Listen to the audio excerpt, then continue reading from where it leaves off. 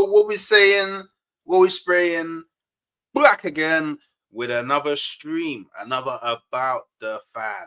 And today we've had someone not fly all the way over, because you know it's not live in the flesh, but they're all the way from the States.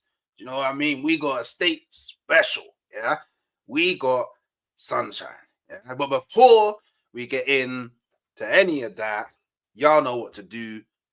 Throw them kunai, man. We need to be hitting the like button as swiftly as possible because we need as many people as possible watching this interview. And you get me? Make sure you're not only subscribing to the village, because y'all know we got a lot of missions. And for us to achieve them missions, we need more Shinobi. Yeah. But make sure you are also subscribing to Sunshine. Yeah. Her channel is in the title. You don't even need to click anywhere else. It's in the title. You can just click on it, boom, hit subscribe. You know them way there. And obviously, if you can drop a comment under the video, that would be great because you know how YouTube works with the algorithms and all of them things there. We need more beautiful people checking out all the content that I do. So, before I get into anything, y'all know the settings. I can't read through the chats because of the structure of the show. This will be released as a podcast on Spotify. But if you have any questions for Sunshine, send them in as a super chat.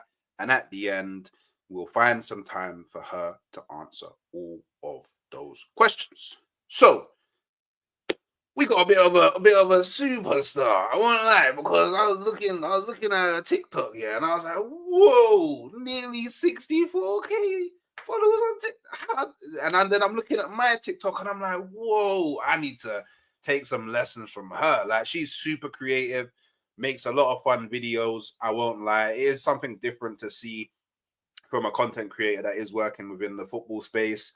She also is making a lot of good content on YouTube as well. On the come up, you know, one of the rising stars like myself. So just make sure you're showing her all the love that she deserves. And I shall bring her through now. Sunshine, how you doing? Hi, I'm doing good. Thanks for having me. Anytime. So look, because this will be put on Spotify as a podcast, and we do know that people don't always listen to the end. Let's get it out real early. Where can the people find you? Yeah, so I'm Sunshine FC pretty much everywhere. TikTok, X, YouTube. So just type that in and you'll be able to find me on there. So yeah, make it easy. Perfect. That is great. So look, I like to start with a show starter question. And the question that I've crafted for you today, yeah?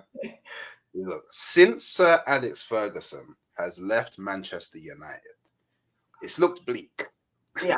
It looked very bleak for Manchester United fans, yeah? However, he isn't happy, yeah, and has concerns about his legacy, yeah? He has convinced Ineos to hire you as their new sporting director. Yeah. What he demands is a treble this season. This is what he is demanding. This season? Yep, he's demanding a treble this season. It's written in your contract. You must make it happen.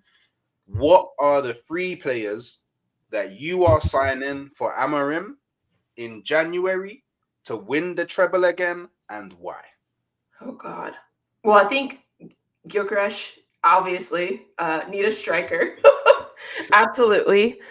I'm trying to think. We need a left wing back as well, and I'm not sure where that's going to fit in. And then probably somebody at the back as well. That's a great question. I'm not sure.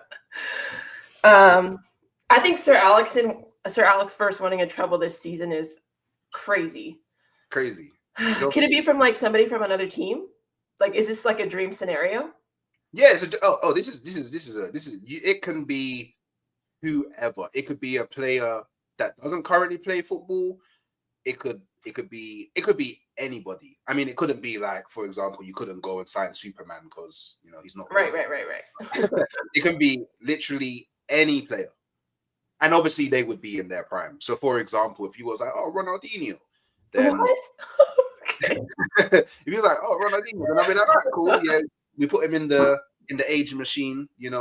We wind down the age a bit, when he goes into his prime, and then hopefully he helps you deliver something. Okay, I'm not gonna go old. I'm not gonna go old school. I would say maybe I'm gonna keep it like current. I might steal someone from your team. I do like Saliba, so I would want Saliba. Okay. And I'm thinking midfield as well. This is really, really tough. Really, really tough. Actually, I'm gonna go Vinny. Vinny. Yeah. Okay. So Vinny Jr., Gyökeres, and Saliba. Mhm. You're confident that under Amorim, in the legendary 3-4-3 formation, he's gonna get the treble. Yeah. Oh, well, I mean, truth be told, you're already in the quarterfinal of the Carabao Cup, right? So Yeah. you're kind of close to Mhm. one trophy. I mean, Saliba's gonna cost you a lot of money, especially considering that Hey, you said dream scenario, so money doesn't matter. Money doesn't exist. Okay, no, fair. I mean, I'm quite sad now because now I need to, in this dream scenario, I need to think what we're doing because we're already struggling, and you've just taken Saliba away from us. So, yeah, got to figure out that one. Now that's going to be a bit of a tough one. So, like, look, also as well, before I get into like the first question, something that I'm actually kind of super interested in, and I think maybe a lot of the people that listen to this as well will be interested in, is you are from the United States of America. Yeah. So you're an international fan. So you're like, I know obviously as I've seen a lot more recently since doing football content creation, is that sometimes there's a bit of a cultural divide between fans that live in England and are like, yeah, English and go to all the games, and then you've got the international fans who I think, in my personal opinion, make a far greater sacrifice, which is my team's playing at 2:30 a.m. Yeah. I've got to wake up at some ungodly hour and sacrifice sleep, and it could even, and it's sometimes it's even on days when you may have work at like 8-9 a.m. So for you, what's like the kind of main aspects of being an international fan? Like how do you find being an international fan? I think for the most part, it's been okay. I'm newer to the sport as well, so I've been doing a lot of learning. Like to me, I'm just like a sponge. I'm just soaking, not the sport, everything in. I would say honestly, the hardest thing has been people just trying to understand why I like football. I would say even being a woman, I think, has been probably the biggest hurdle outside of just being a fan, because they just think like, I don't know, I think somebody's cute on the team or like something like that. Like they don't really think that I'm actually watching every single week and tuning in and like paying attention to the news and stuff. So it's always fun to like have those conversations for them to see that it's a little bit different, for me at least. And I mean, obviously, because I used to live in Arizona and that's on Pacific time. And so last season, I was up 4:30, 3:30 watching games on the weekend. Champions League comes on in the middle of the day. So that's like the middle of the work day. So you can't really watch those until after work. So outside of the time difference, it's been fine. But all of the creators are great. Like I don't really have they've been wonderful. They've been so kind, so like helpful, and open to talking with me. So that's been the coolest thing, I think, is just how everyone in the space has been really open. It's just when you meet like sometimes you meet those random fans. But I've been to preseason matches, so I haven't been to Old Trafford yet, but I've gotten to go to quite a few during the summer. So Okay, and I mean, so you said you're fairly new to the sport. Like, what was it that made you choose football? Like, what was the allure? yeah, so I actually played basketball like my whole life, and I played in college as well. And so I was a basketball person. I didn't watch it though, I think because I played it so much. It was like my whole life. I didn't want to watch it too. And I would always go to football matches. Sorry, I might say soccer. Don't cancel me. Like it's just in my blood, okay?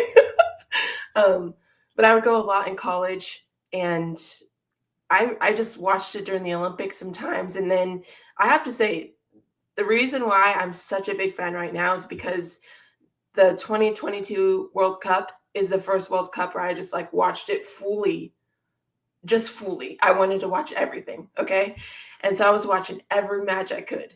And though I don't even know how to explain to you the way that that World Cup just changed my view on the sport, and seeing all of these cultures come together and just play, but just seeing the fans too, like interact with one another. It was the coolest thing. I was on social media just watching everybody's content.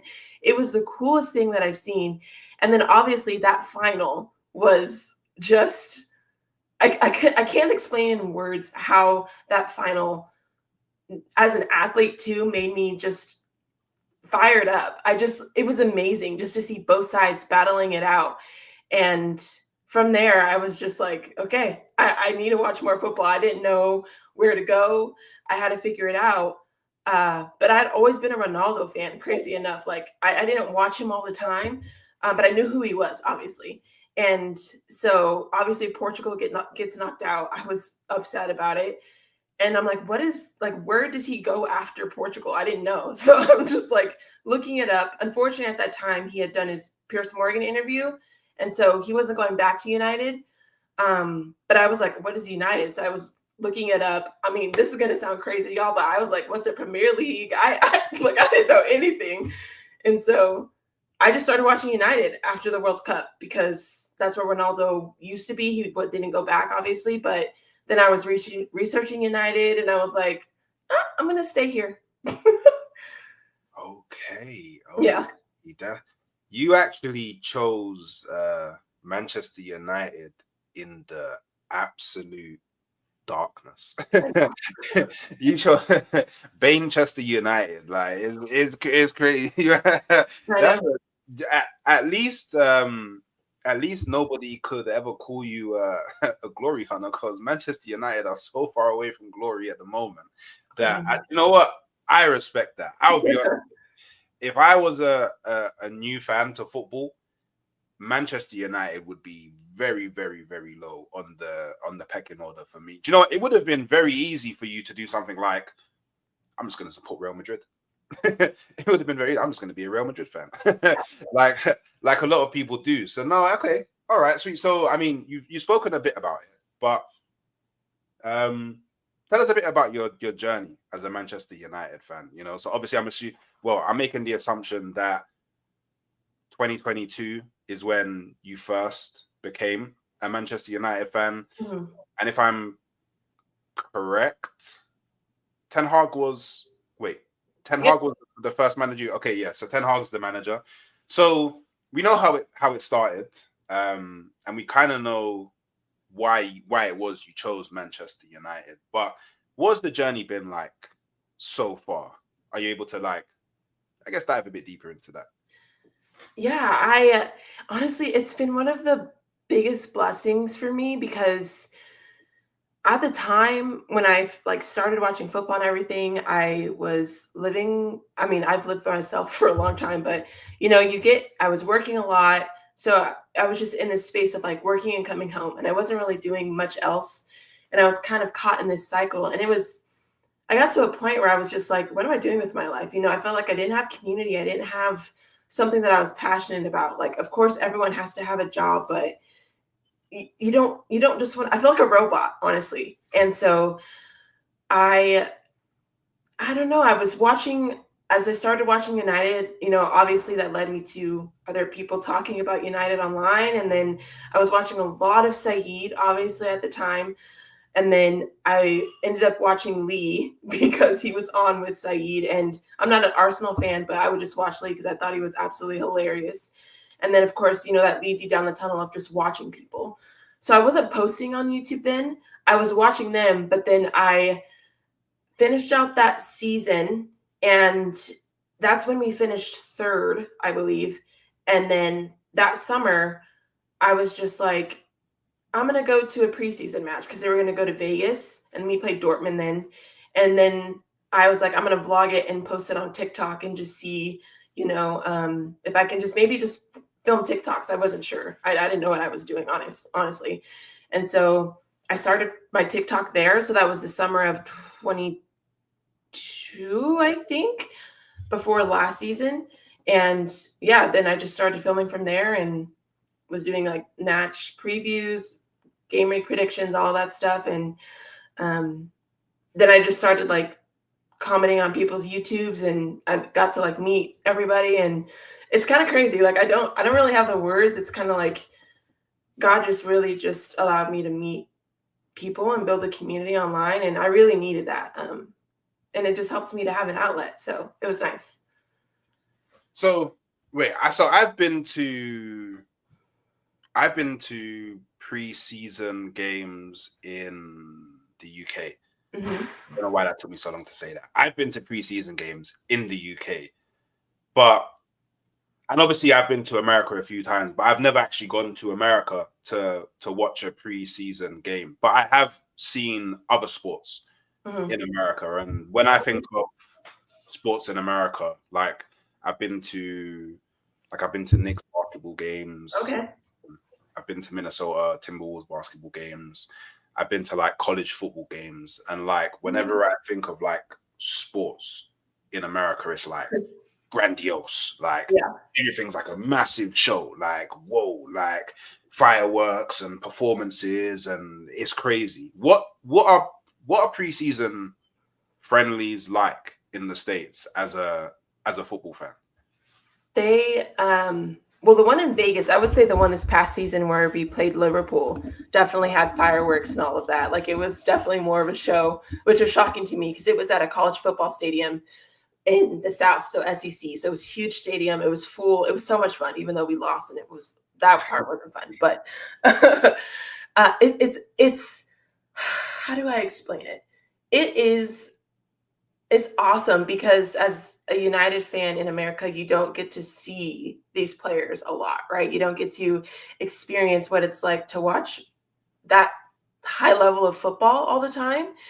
And so it's so nice. It's so nice. And I don't know, I go early, like I go by myself. Like it's just like a whole day where I can just kind of get away from everyday life and just like really just be myself and just embrace like a different culture, because it's amazing. You wouldn't think that many people would go to these games, but there are so many people there.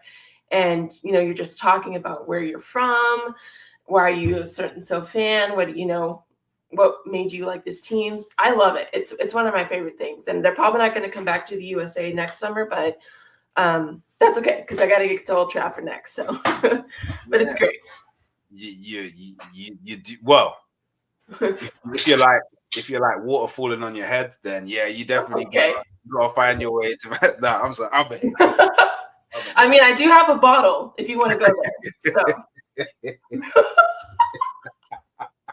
So. You know what? Yeah, this is the one thing that I say to all fans, regardless of whether they're in the UK or they're in Europe or they're in Africa or they're in America or anywhere across the globe, is there's nothing like watching your team live. Like there's no better experience than actually watching your team in their stadium at home live. Like just the feeling that you have, the goosebumps, the vibes. You kind of like perk yourself up before you go there, and you get kind of consumed by like all of these different waves of emotions. And I'm quite lucky in the sense that every Premier League game I've gone to at the Emirates, we've won. So Cronkey, if you're listening, Cronkays, if you want Arsenal to win a league, you just got to give me free home tickets all the time, and it will happen. But if you can find the time, and I mean, it's again, this is another sacrifice for an international fan is the amount of money that it costs for you to actually, because it's not just about getting the ticket to go into the stadium. It's about, okay, the flight, like, and then it's like, okay, the accommodation. Yeah. And then it's like, okay, how long am I actually going to stay for? And then it's like, okay, I'm coming to England, so I might as well do a bit of tourism as well. So it's like, and then it's like, oh, I want to go see like all of the different landmarks and sites that are kind of relevant to like my team as well. And it's like, oh, I got to go to all the stores.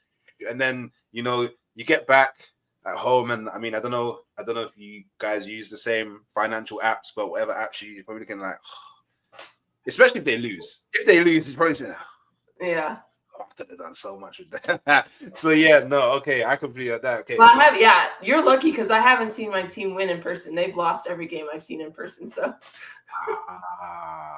but yeah, I don't put that down to you. I put but you know, you're saved now. You're saved. This is the new rhetoric. You're all saved. Amorim is here now. That's right. The big bad bald man, he's left, he's gone. Which is quite funny because I saw an article the other day where it was like he was like still in Manchester and like just going to a random restaurant in Manchester. So maybe he's taking it pretty hard that the Manchester United. I don't care. I don't care. I don't care. Hey, I don't know. Maybe one day all of us in football will be blessed and Ten Hag will become the Manchester United manager again, you know. Or he could go to Arsenal. It could happen. He could come in after Arteta. Hey, now, son. I thought we was friends. Whoa. Don't wish that upon me. I'm sorry. But yeah, look. So look, as a Manchester United fan so far, like, what would you say is the moment that kind of resonates with you the most? So like, if you was to sit down and like think about, I guess, all of the different experiences you've had so far watching Manchester United through their journey, what would you say is the moment that kind of sticks with you the most? And are you able to kind of like paint a picture of that for us? Yeah, this is going to sound really crazy. So because I'm new to the sport, like I don't want to do things like halfway. And I wanted to come. I want to always be genuine, right? And I don't want to like seem fake. And that's why I tell people I'm new, because I just want to like pretend like I know things I'm talking about. Sometimes I don't. Yeah. And so because of that, I've had to do a lot of research, right? And into the club and hold on. Hey, stop. Sorry, my dog. Do a lot of research into the club and just the history. And so what I was doing last season and kind of this season during international breaks is I would watch old games, and I call them old but gold. And so the first match that I ever watched that was older was the 92 Champions League match versus Bayern Munich. Okay. And the experience of watching that after watching Erik ten Hag football is so weird, because you're seeing the team like play really hard and fight and never give up. And don't get me wrong, we were down most of that game. It's not like it was a game that we played fairly well. Bayern Munich was really good that game. But to see Fergie just like make smart substitutions and put these people in places that they could thrive in, and kind of just to see how the game kind of just ended and we won, and to see that camaraderie, like I was getting goosebumps watching the match, right? Like, and then I'm sitting there, I'm reading these books on our club, and I'm watching these matches, and then I watched our match versus AC Roma. It was Cristiano Ronaldo's first Champions League match. And I'm thinking, how as a fan right now can you see that maybe live or grown up watching this stuff and consciously say that what's going on right now is okay? Like I was confused. And reading where we've come from, seeing how we played football at that time, for me, it was really a moment where I was like, we suck. And that's when I was like, okay, we have to get back to who we are. And so that's kind of where I found my love for the club really deepened, because I was like, we were so good. We are, I don't know, I got this like kind of passion for the club after doing all that research and watching these old games. And I was like, we have to get back to that. Like what we're doing right now is very embarrassing. And I just couldn't understand why people were backing that. Like, that's where I was confused. I was like, you saw that. You watched that with your own two eyes, and you're sitting here and you're like, no, let's go, Eric Talk. Like, keep going. Like, I'm going to back you. And I'm sure you could say the same thing with Arsenal, right? Like, I was confused, but it was great because I felt like I was really finding my way in terms of my voice, because I was listening to all these people. I was watching content creators, and I didn't just want to repeat the same things because they were saying them. I wanted to say them because I believed them and have my own reason why. So for me, that's kind of where it was just researching and seeing what the history was. That's where I found my love for their club. So I think that, so I guess to touch upon what you said about like, how can you come from this and then see what you're seeing under Ten Hag and not be embarrassed? Like, I think there's a similar issue inside the Manchester United fan base that exists within the Arsenal fan base as well, and it's the generation gap. Mm-hmm. And so basically, there would have been a whole load of Manchester United fans that had seen Dross for ages and then seen Ten Hag win you, I think it was the Carabao Cup you won when you came third. Yes. In that season, and gone like, oh wow, we got that feeling again of lifting a trophy. We finished in the top 4, and they're probably thinking, okay, it's looking good. Same with Arsenal. Arsenal were like, oh, this. I don't even done any research on Arsenal, but we went into the super quicksand. Like, I wouldn't even call it. Like, we went into the quicksand, and it's like there's a whole bunch of Arsenal fans that haven't experienced any glory with Arsenal. Like, they've seen the odd FA Cup here and there, but then obviously they saw Arteta win the FA Cup, and for them, a lot of them, that's probably like the first trophy they've seen Arsenal lift while being, I guess you could say, of an age where you can actually comprehend what it means to win a trophy. And then they would have seen Arsenal, okay, go from 8th to 5th to then second, and that's the best that they've ever seen Arsenal. They've seen Arsenal no better than that. So the one thing that I think is really amazing that you do, and I mean, it could even, hey, maybe there's a bit of content creation there for you. You called it old and gold. I think that's amazing. Like, the fact that you actually did research and looked back into the history of the club and looked at, I guess, games that you could call very, I guess, imperative to like the history of the club. Mm-hmm.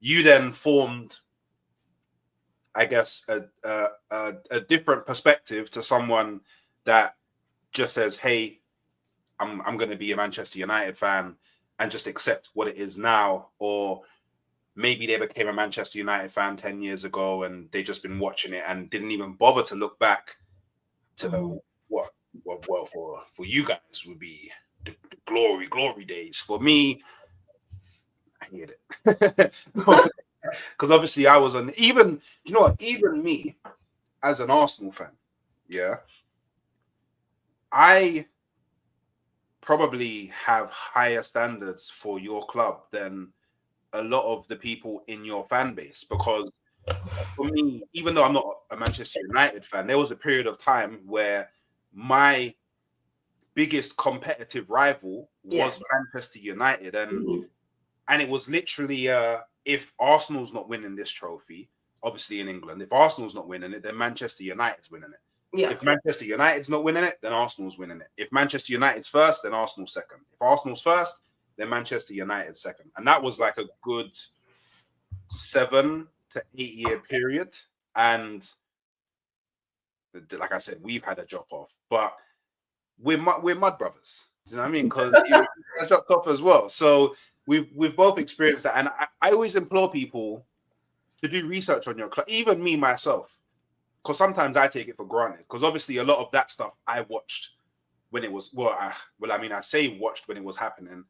I obviously, without giving away how old of a man I am, like I grew up watching football in a time where not every game was streamed live on TV. Like literally, it was either you would check updates on like teletext.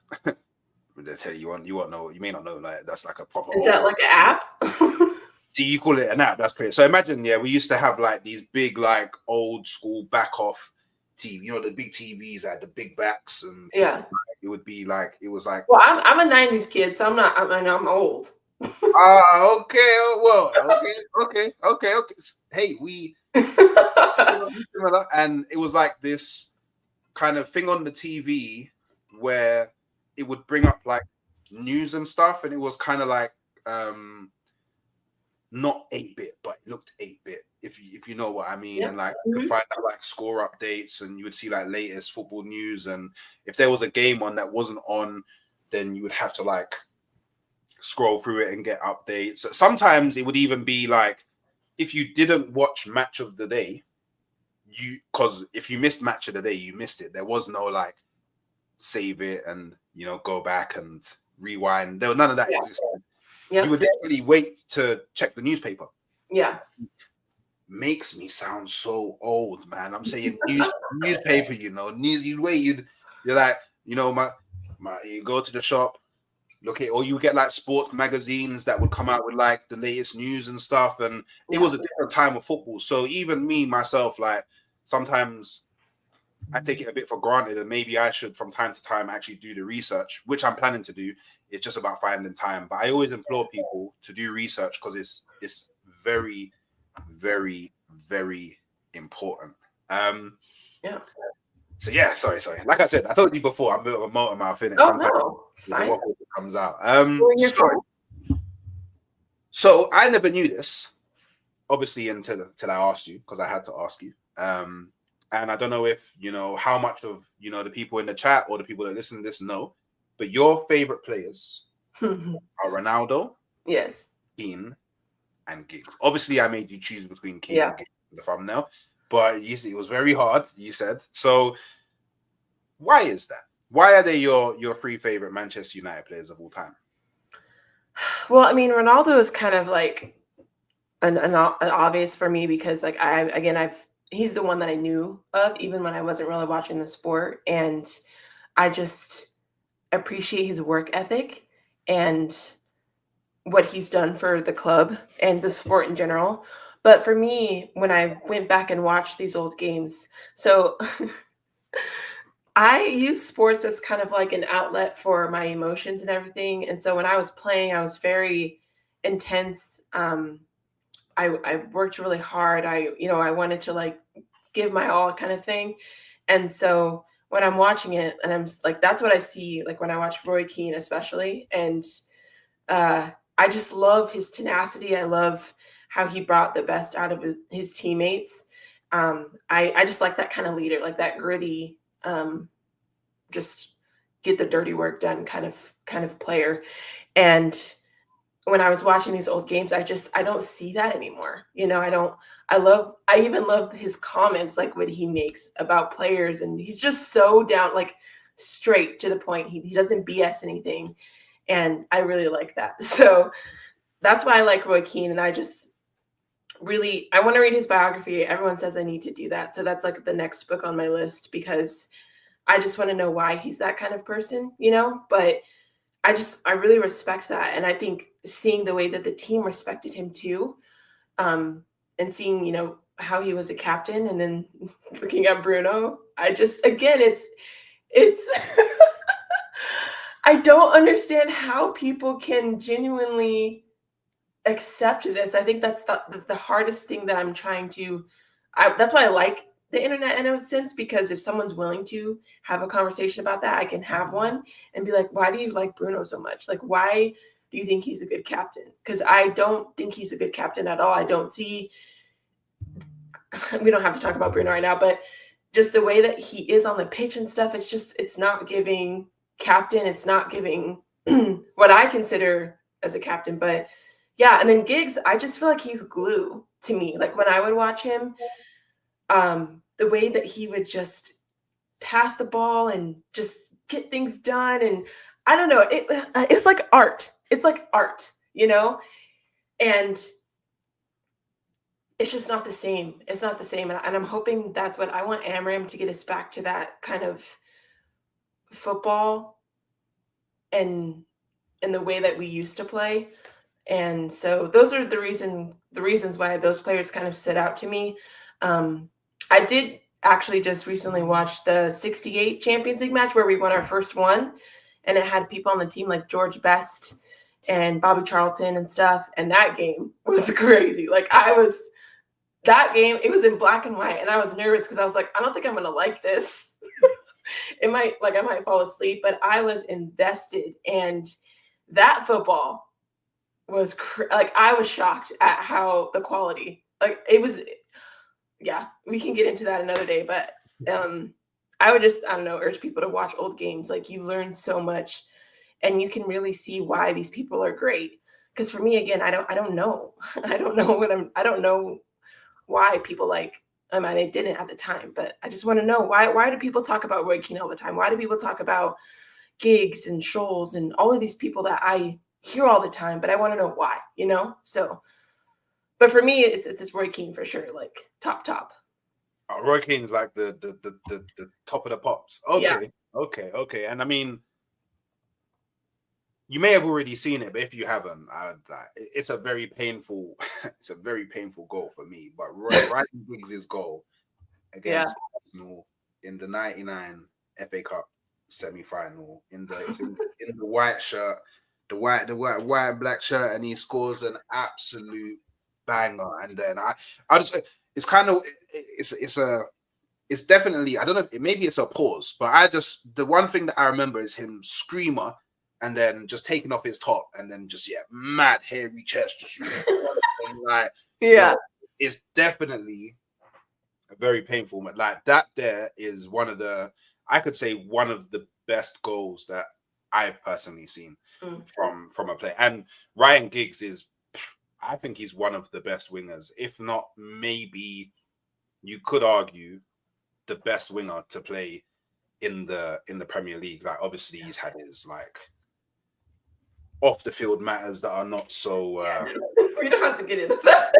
They're not so great, but as a player, epic. And then one thing that I think was really good about the rivalry between Manchester United and Arsenal at the time was the kind of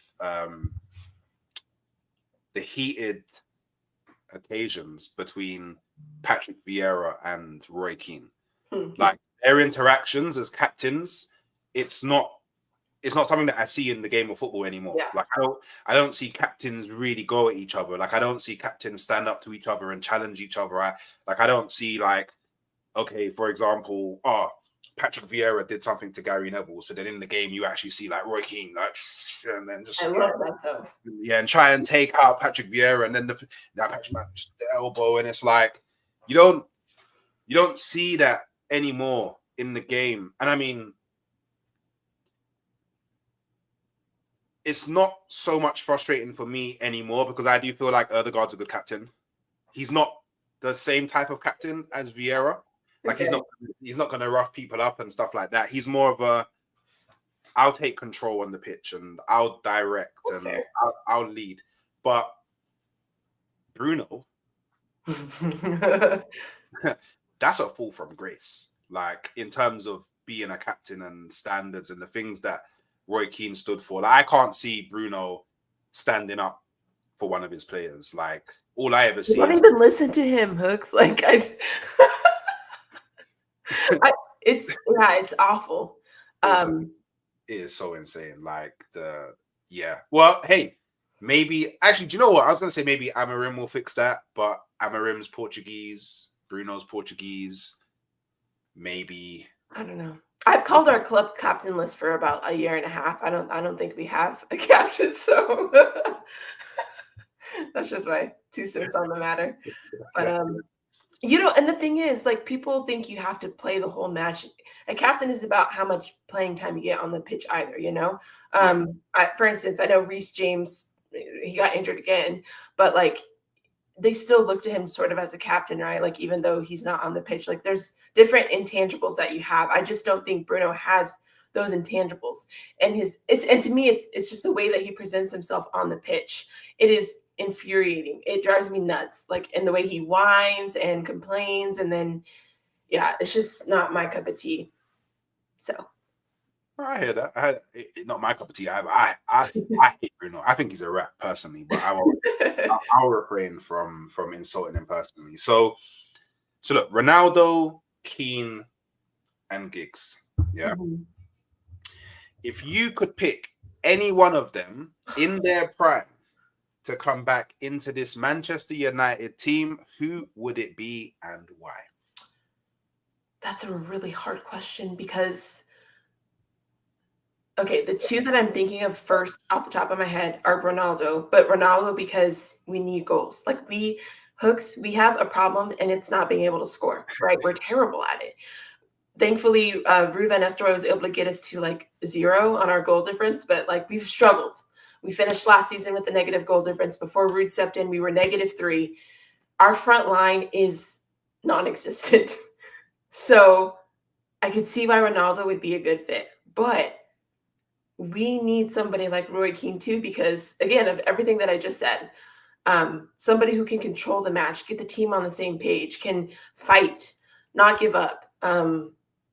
Roy Keane had a lot of qualities that we don't have in a lot of players on our team, so that's really tough.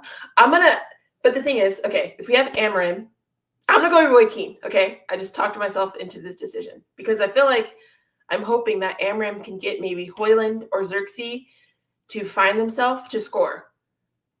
I'm banking on Amram being able to get somebody in our striker position to find a way to put the ball in the back of the net, and then Roy Keane can help with everything else. So that's my thoughts. And you have a natural leader back as well, which is Yeah. which is a. Do you know what? Yeah, Roy Keane. I would love one day just to have a conversation with him. I think he's such a funny guy. I know. Oh, he's so funny. He like because I watched what's that show he has with Overlap. That's the wait, is it Overlap? The one with Gary Ian Neville. Wright, Gary Neville, and what's that current lady's name? I don't know if it's that's I don't know if it's called Overlap, but it's on that channel. I think it's a channel. I'm not sure, but yeah, he's a funny guy. Okay, yeah. Roy Keane. Okay, I respect that. I think you'd be very good in your team now as well. Yeah. And there's a lot of players in your team that would potentially. And I need him to cuss somebody. I need him to cuss people out. I'm just gonna be really honest. So cuss. there'll be a few players leaving with black eyes. That's great. Love it. I hope Bruno has 2 of them.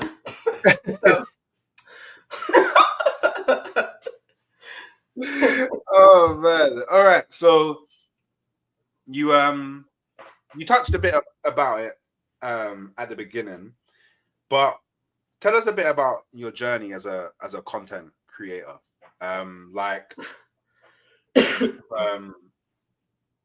You've actually done pretty well in such a short time. Like I think like it's very hard to grow like a personality on a platform, and you've had what I would say so far huge success, especially on TikTok. Like Mhm. it's insane to build up such a community on a social media app. Mhm. Um, I guess how and why did it start? Like, what's the what? Why did Sunshine? Well, I mean, your name wasn't Yeah. Sunshine. You thought to do it, but why did Sunshine wake up one day and go, you know what? I'm gonna step into the big wide world of creating content. Yeah. Again, so like I mentioned, I was looking for just an opportunity for me to have community, outside of my work and just that kind of cycle. And so going to that preseason match, I decided to vlog it. And from there, I was just super active on TikTok. I was posting like 3 to 4 times a day. Still am sometimes, but I've started to do YouTube and both. So it's taken a little bit of time from that. But yeah, I was posting, match previews, match predictions. And it's funny because I was kind of like making skits and trying to like bring humor into the football, and that's kind of where it really stuck. And so that's kind of where it took off. Like the first time I went viral, which this is gonna sound really bad, but it was because Rashford would not pass the ball. It was driving me crazy. And so I literally just sat in front of the camera and I was like, I didn't say anything. It was just a song playing in the background. And I was like, it literally just said on the screen, like, why is it so hard for Rashford to pass the ball? And I just kicked the ball off screen. Like that's all I did. Because I was just like, why can't this man kick a ball? And it went like everyone, it just went crazy. Everyone was like, I don't understand why he won't pass. Like it was crazy. So from there, I kind of realized that like I could use humor to kind of cope with the sadness of Manchester United. And so it was kind of like a perfect storm in that sense, because when you're bad, people want to laugh at you. And if you can laugh at yourself at the same time, it works. And so I've been on TikTok for maybe like almost 2 years now. And then YouTube, it's been about a year. I wasn't as consistent, but now I have been. I started being more consistent over the summer. And so, yeah, just trying to bring all of that together and, make people laugh. And the reason why I put Sunshine is because, so my name is Sky, like my actual name is Sky. So, and I'm a Christian as well. And so I always want to like make people happy and like bring joy to things. And so I kind of just was like, want to bring light to, wherever I am online. And so that's kind of where that name came into play. So I just want to make people smile. That's all. So that's kind of where that name stuck. You arguably chose one of the best teams to Yeah. make people smile, because they're going through a lot of pain. So they need a bit of humor in their life, right? But no, that's We were laughing at other teams too. Okay. yeah. But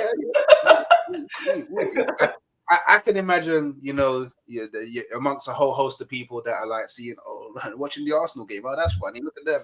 You know what I mean? We're losing to. Yeah, no, I get it. I do get it. And I mean, just in terms of content creation, what would you say is your favorite type of content to create? So like in terms of like shows and stuff. yeah, that's a great question. I would love to be able to do watch alongs, but with more people, like not just by myself.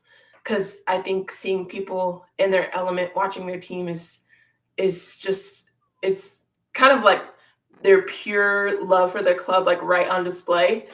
So I love watch alongs. And I love kind of this format where you're just talking to them as a person outside of their club as well. But I'm like a trolley joke person. Like I like to throw jokes and throw shots. So anywhere that I can do that, I'd love to. But I would say maybe that. So Okay. Do you know what? I like watch alongs because it's the one type of content I don't have to think. yeah. I can just like, regardless of if anyone comes in, regardless of if anyone, tries to talk to me in the chat or not, at least I know at the very most I can just sit there, watch the game. And if anyone does come in, they're gonna see me react. So Yeah. there's gonna be something for them to see. Whereas, when I do things, I mean, I'm loving this right now. These kind of interviews that I'm doing, I'm loving these as well.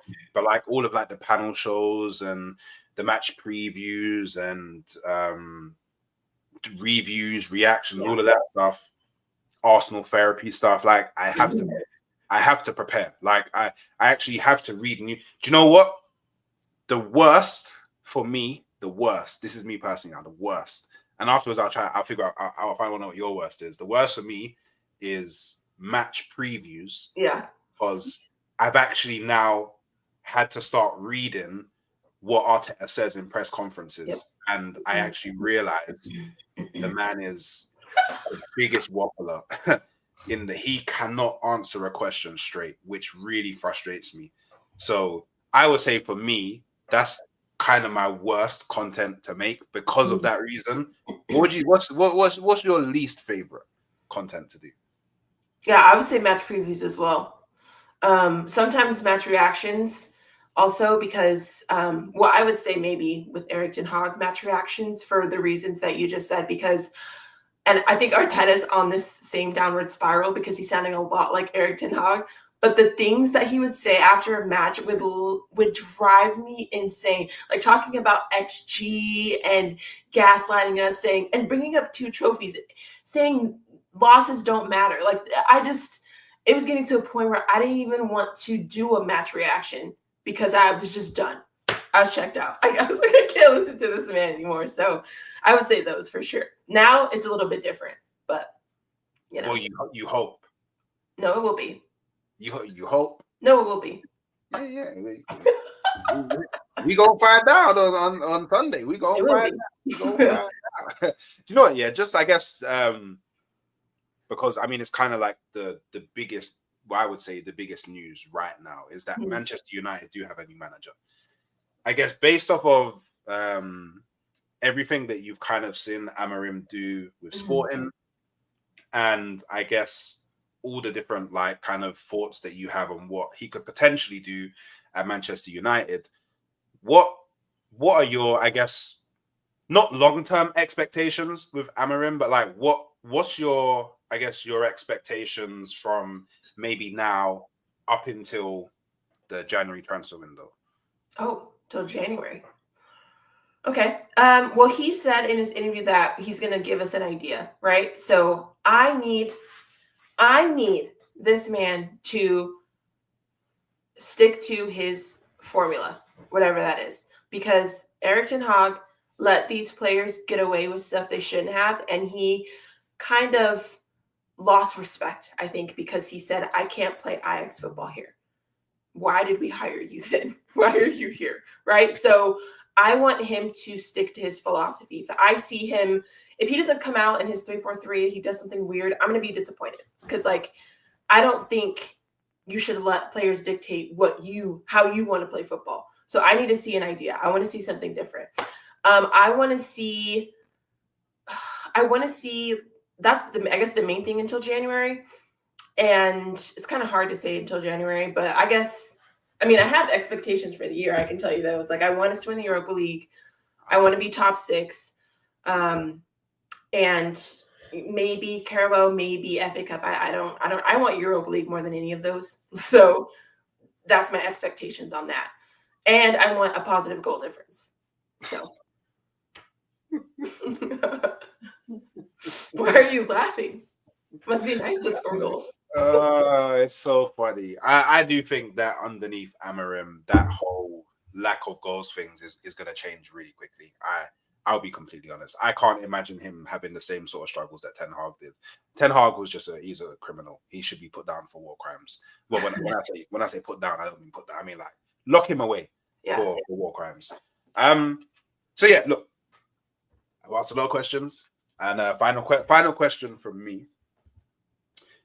What does being a fan mean to you, and could you imagine a world without Manchester United? Oh my gosh. Why did that make me like get emotional almost? I think for me, like the biggest thing that this gave me was like an outlet and a community that I really needed in my life at the time. Like, again, like I was in such a robot mode, and I've said it multiple times on this interview, but like I all I was doing was working and going home, and you can't live your life that way. And the fact that like I've been able to find something that's made me passionate and excited to sometimes get up in the morning has been the biggest blessing. But outside of that, it's all the people that I've met that have just, let me be myself. And, whether that's like, being goofy or like trolling or whatever, like just to be able to meet people that let me come into their space, because that's what it was, right? This random girl from America that they're letting, talk about football, and that haven't even been a fan that long, but just being able to find that community and meet these amazing like people who have been doing this for years, who like I'm just like shocked that like I can even text on the phone and be like, I need help. And I could do that if I needed to, right? Is such a blessing. And so for me, I think it's the community that has been the best thing for me. And I don't think moving forward, I don't think there is a world without Manchester United for me. Like I wouldn't want that. It would genuinely make me sad if I had to like stop watching football and like not engage with these people anymore, because it's just become such a huge part of my life. And I love it. I love this club. I love this sport. I love all the people I've met. And I want to go over there so badly. I feel like there's this whole part of my life that, I've found that's really special to me. And like, it's funny because the people that are in my life personally, they don't understand. Like, they're like, what do you do? Why? You watch who? And like, my brother like doesn't even call me American anymore because I watch football. And he's like, well, you're not American anymore. So, but I don't know. It's been great. So yeah, I mean, that to me, I couldn't have a world without it, honestly. Okay, well, that's a nice way to end it. Obviously, I do have well, it's not really a question for you. I guess and I mean it's not even. I know that Donna Cullen doesn't really mean this, but Mr. Hawks, when are you inviting me for About the Fan? Okay. Find out next time on Dragon Ball Z. But I appreciate the super chat. I appreciate all people that are currently supporting the channel. It means a lot. Absolutely. I appreciate the time that you've given me to, come on my channel and, I guess speak your story. I really appreciate that. So thank you. All I'll ask people is, on your way out, make sure that you are liking the video. Yeah, throw the kunai. As best numbers as possible. Make sure you're leaving a comment, because algorithm gang, YouTube only really likes to push videos out there when there's a lot of interaction.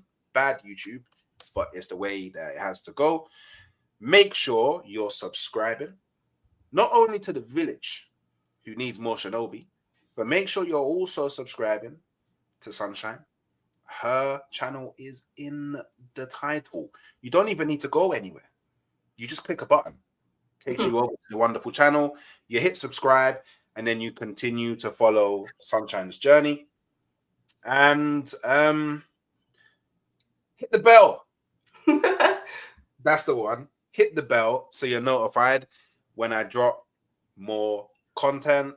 And I will catch y'all at 6:30 p.m. Let's go. Take care.